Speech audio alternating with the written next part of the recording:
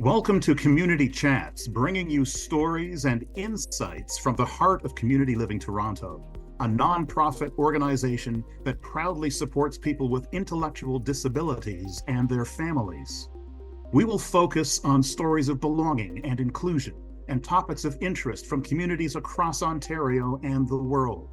From uplifting moments to breaking barriers, from innovative policies to ideas from leading thinkers, we continue to advocate for inclusive communities and support the rights and choices of people with an intellectual disability.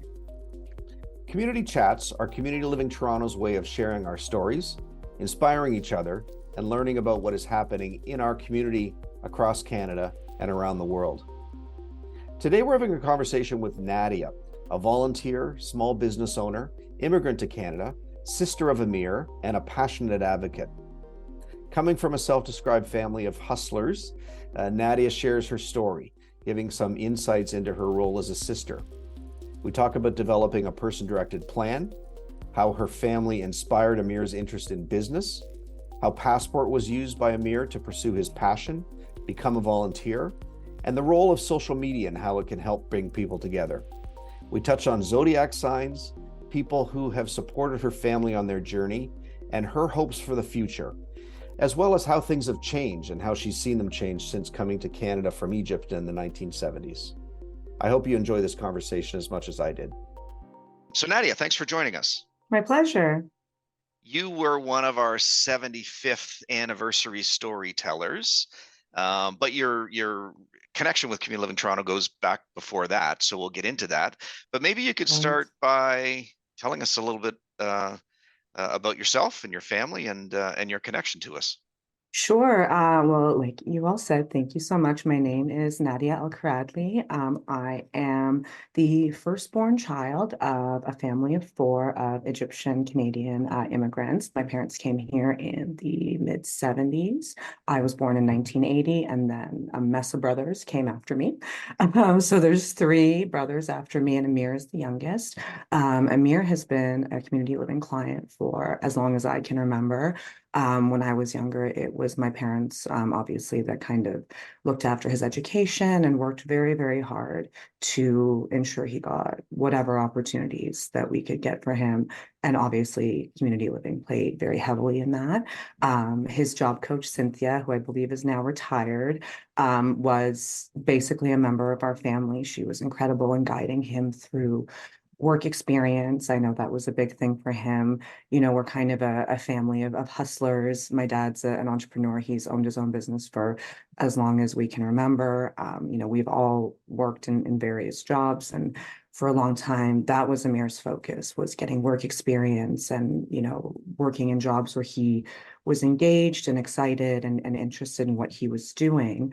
And as he got older and as, you know, kind of the climate changed and he watched, you know, my dad move more into an entrepreneurial role, and he watched my brothers and I kind of experiment in that field as well. You know, we all had full-time jobs for the most part, but he would see us doing our side hustles and different things. So he's been very passionate and engaged about kind of the idea of work and business in general. So kind of where I came back into the community living fold was as my parents were getting older, and obviously the landscape is changing, and going back a bit, you know, kind of about our background, obviously having a 9 to 5 full-time job is the goal, is the dream, especially for that generation and for every generation. We all need to eat, we all need to make money. But, you know, as someone who became used to not just having one job, you know, I had a full-time job, but I would also do things on the side. You know, now I help with the family business. I do my own, you know, various things as well. But, you know, having that mindset of, yes, this is great that he has this full-time job. You know, my parents did a wonderful job getting him into a company that he's been in for several years now, and he's done very well, but he still had that fire under him, that kind of passionate vibe of really wanting to see what that my own business idea was like. So I saw that in him. I saw him, you know, not, I think, feeling as stimulated as he wanted to with regards to work, and still wanting to obviously make our family happy, be responsible. So I actually reached out to a friend of mine, Marwa, who was working with you guys at Community Living for a long time, and bless her, she connected me with Angela. And Angela, as we know, is a superstar from the jump when she got on this call. Her star status came and shone on all of us. So she and I had a bunch of wonderful chats about this. This was all during the pandemic, a time where many people, got a vibe where they wanted to maybe Yeah, experiment for and sure. do other things in life. Amir was no exception. And I think that that's a big part of both what I've learned about my journey watching him and supporting him, and also learning so much more from community living, is that part of this whole idea of belonging and creating these pathways for individuals like my brother is to recognize that just because they have their challenges, just because they have their differences, as we all do, doesn't mean that they're exempt from the same passions and dreams and wants that the more neurotypical of us may have. So that Yeah, was something that I reached out to Angela, and she connected me with Nick and Petra, and we went through the person-directed planning process with Amir. So we done a similar kind of a Zoom about that, talking about his experience with that. He actually got to be present with me on that one, and he loved that process. We even did a business canvas, which, as someone who's done my own kind of business work and different incubators and things, like, I've had to do a business canvas. So it was really impressive to me to watch him go through that process, and to just see how, I mean, this may sound strange, but how seriously everyone took the process. Like, it was like he went through his personal business incubator. It was that he had people who were taking him seriously. They were listening to what he was excited about, what he was interested in. Is he still learning the lingo? Is he still learning to, express exactly what he wants? Is he even still figuring out what he wants? Absolutely. But seeing how he was, it was just so authentically received and supported, was just really incredible. And then from the person directed planning, I believe Cynthia had already applied for the passport funding for right. him previous to that. But then that kind of again came over to me, and I was like, okay, how can we, now that we've done this plan, leverage this funding that we have to do something for him? So he even was looking at job coaches, business coaches, because again, that was Cynthia's title for so Right. long. And she was such a, wonderful, beacon of support for him for all those years. So we actually found him an entrepreneurship coach, who was actually a Oh, friend of wow. mine who has experience with the Learning Disabilities Association of Ontario. Hmm. She's diagnosed with a learning disability as well as I believe, neurodivergence ADHD as well. Hmm. So she's very used to advocating for herself, number one, working through having to learn your own way and your own methods. And she just has such a great way, with Amir. Like, he's creating NFTs now. He's got a Shopify store. Like, he's a hustler. He's Wow. Gaming is his thing. That was what he wanted to get into. It's a multi-billion-dollar industry. He knows that. And so, yeah, that was the Finding a journey. place for himself. And Not only finding a place for himself, but really showing the rest of us yeah. that he has a right to finding that place and to seeking that Hmm. place, and that his drive should be as respected and supported as any of ours. Right. So that's what he taught us. So, and you touched there, and you spoke about another superstar, sort of uh, Petra, who just retired from our organization. She What sort are of, you guys doing I without, like, know, these stars? You have just sit on them. Don't let I them know, leave.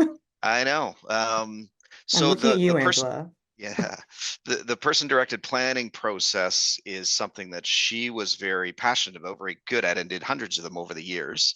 There's Angela, blushing a little bit, waving hi. Oh, Um, so uh, um, it's great to hear that, because a lot of times those plans happen. You draw a lot of stuff on the walls, you uh-huh. brainstorm ideas, and people participate.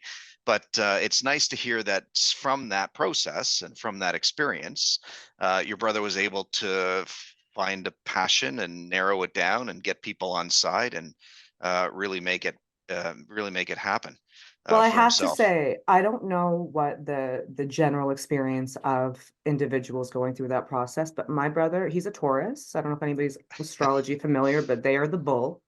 And Angela gets it. She knows my brother as well.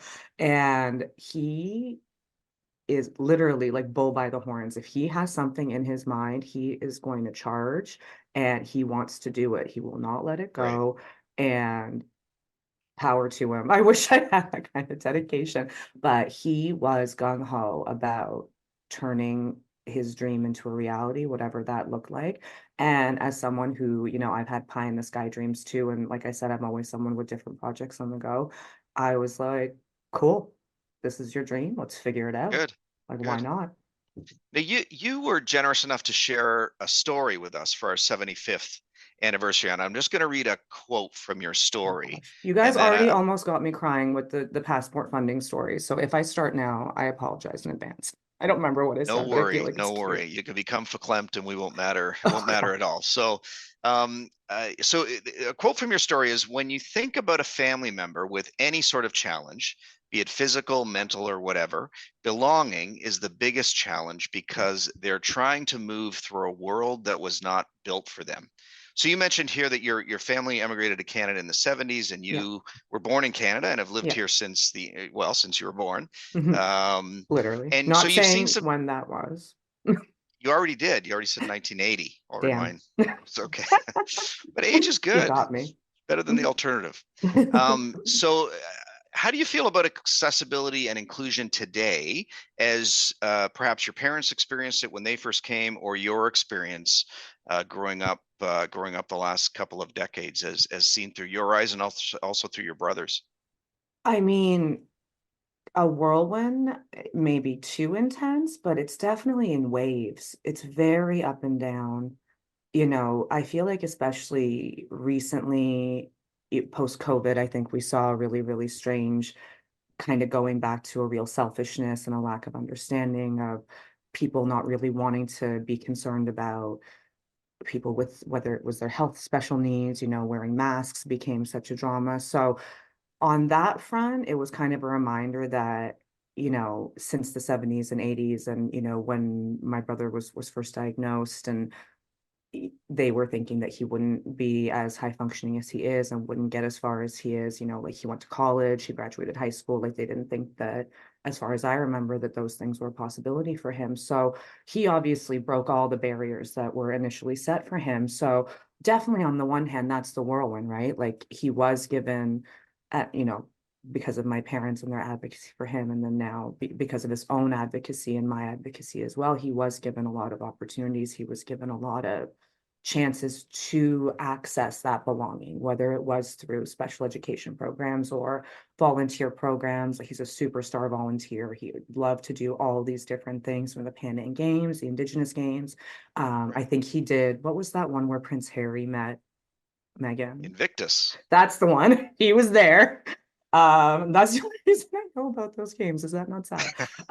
But he was there. I know about them because of my brother as well. So again, there was a lot. It was wonderful seeing him get those opportunities, and is because obviously value and community, or sorry, belonging and community are strong values within our community here at large, Ontario. But I still have moments where exactly like what I said, this is a world. Yeah, Angela Pan Am, both the Pan Ams. I think he's done Special O as well, some stuff there. Angela would know better than me. Like those two are besties. Like if you see them at a community living Toronto event, like they're both just off networking in either corner. Like Angela and Amir are the stars. But, there's still challenges.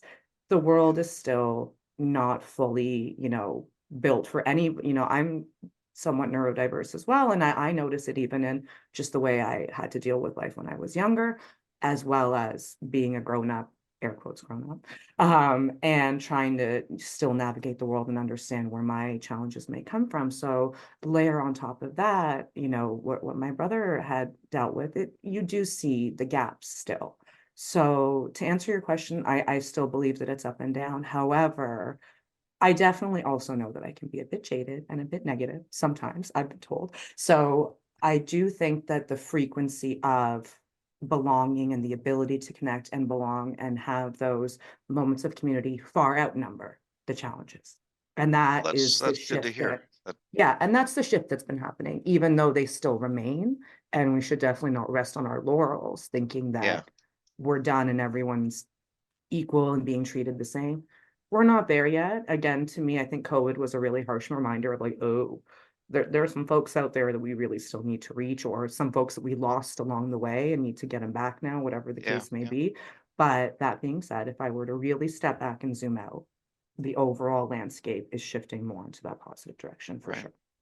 So I wanted to, that's a great answer, and good to hear that sort of your observation of that that journey. Still many gaps, but progress has definitely been made. Mhm. One of the new areas around community and engagement that we've seen in the last couple decades, the last decade in particular, is sort of social media and community Mhm. and the relation there. And you're involved in that in a professional sense, right? You do a I lot am. of social media activities. At Community I Living do. Toronto, we've been trying to build out and strengthen this as a new way of building community, building belonging. We're on all of the Absolutely. kind of major platforms. We're doing things like this where we're chatting with people and doing webinars, and we're starting to Right. record them and sort of do more of a podcast format. Can you Love maybe it. give us some, and there's always a question, why would you do this? Is it worth the effort? Is it real community? Can you give us your perspective on our efforts there, and maybe some sense for people listening as to the importance of that, or what's your experience been? Oh gosh, it's paramount. Like important doesn't even begin to cover it. I think that it's a generational thing getting people on side with the idea that it's still community and it's still connection, even though it's through a digital um, mechanism. You Hmm. know, I come from a family of engineers and communicators. So telecommunications, social media, like we slid right in. And, you know, like my mom is a champ texter. She's all over Facebook. She has more Instagram followers than I do. Like it's in the genes, it's in the fabric. We get it. But from a professional as well as just a general belonging and community standpoint, social media is a way to bring people together that really removes so many barriers. So if you're talking about someone like me, who a lot of my family is overseas, Facebook, Instagram, WhatsApp, even if you want to think of that as a social media platform, without these tools, I wouldn't be able to, you know, be in contact with family that's far away as regularly. You know, like I remember being young and my mom writing letters, you know, and having to save that one phone call. So for just a way to connect with people in a way that's more consistent, in a way that can be more poignant and heartfelt because you're getting the visual, you're getting the sound, you're getting all of that. It's so impressive and so important for that we've been able to come that far as a society, that we're bridging these long distance gaps. And from a storytelling perspective, it's also absolutely paramount and immense. Without, you know, the way that social media has given people the tools to share their own stories, their own experiences, and to connect that way, I can't think of another time in history that we've had that. And, you know, going back to what you were saying about from a professional standpoint, like it's a metric now that, you Yeah. know, from the community living perspective, if you're, you know, I think when we had our pre-meeting for this, we talked about lobbying and the impact of storytelling and lobbying, and fundraising and lobbying are two sides of the same coin. Fundraising is obviously an aspect here, but also just general awareness. So for community living, an organization like you dealing with such a vulnerable population where not everyone may have a family member who is part of that population like I do, so they may not have that personal connection to care and be engaged. But, you know, people watch TikToks about puppies and kittens, and they may not have a puppy and kitten at home, but Yeah. it's something that is part of that human experience. It pulls on the heartstrings. It tickles those empathy, you know, It draws feels you have draws draws inside. draws people in. It Yeah. draws people It in. And, we you know, it talking about the lack of connection people had during COVID, or that lack of understanding people had, you know, what was the big thing we were focused on during COVID? It was numbers, it was Yeah. metrics, it was black and white.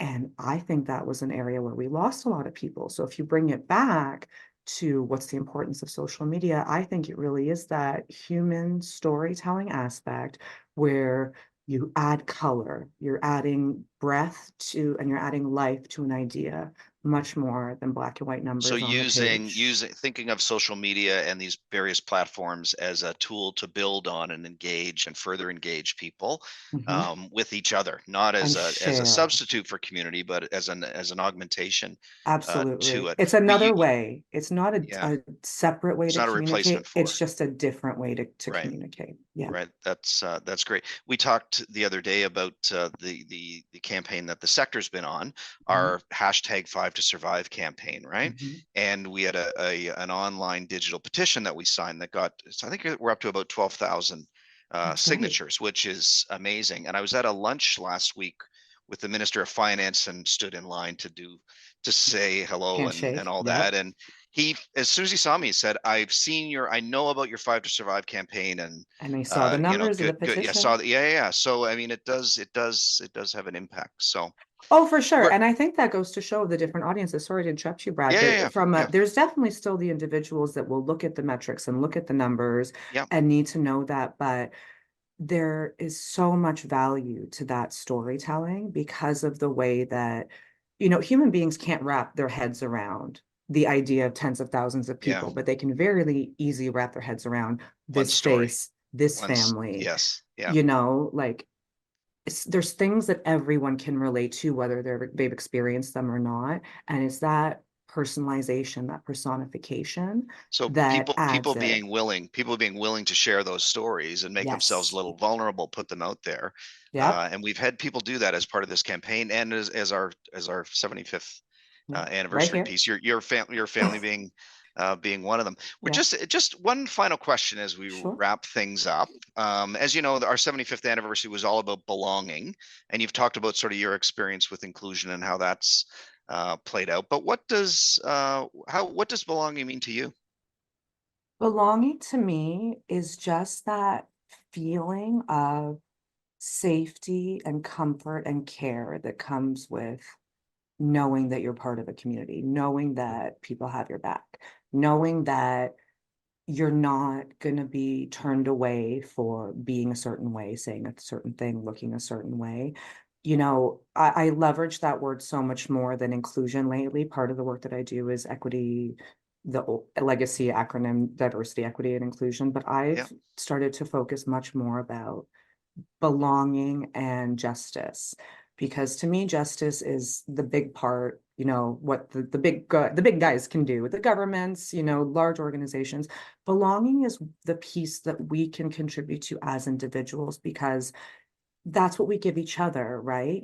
Bringing someone into a fold, making someone feel welcome. The idea of inclusion was just, okay, you may look different than the usual people we hire, whatever the case may be. We're going to open the door and bring you on in anyway. But inclusion stops there. Inclusion right. stops at, we've just brought you in. Belonging picks up after that, and making people stay, making people feel comfortable enough to stay where they are. And then that just perpetuates to bringing more people in. And because you're seeing that authenticity, that real comfort, that real safety of knowing that they feel like they belong, like Great. that's the real difference. And that's the type of thing that I want everyone, from my brother, every community living client, every person on this planet, we all deserve to feel that. Great way to end. Thanks. Thank Thanks you. for your support for us over the years. Thanks for Amir for all the stuff he's contributed My to, and thanks for pleasure. taking time this afternoon. Really appreciate it. Anytime. Thank you all for all the amazing work that you do. Belonging means many things to many people. That feeling of safety, comfort, and care, knowing that you are part of a community. And what a great message around belonging and justice. We will be sharing more of these conversations, and we'd love your feedback. Please leave a comment on wherever you get your podcast from, rate us on YouTube, and please subscribe so you don't miss the next one. Have a great day. Thanks for listening. Don't forget to join us next time as we unpack the power of community through collaborative initiatives and shared experiences. Available on Buzzsprout, Spotify, Apple Podcasts, Audible, and YouTube. Follow us on social media at CL Toronto. Let's chat, share, and spread those good vibes together. We hope these discussions will inspire you and give new ideas to add your voice to our mission of making our communities and neighborhoods inclusive and welcoming.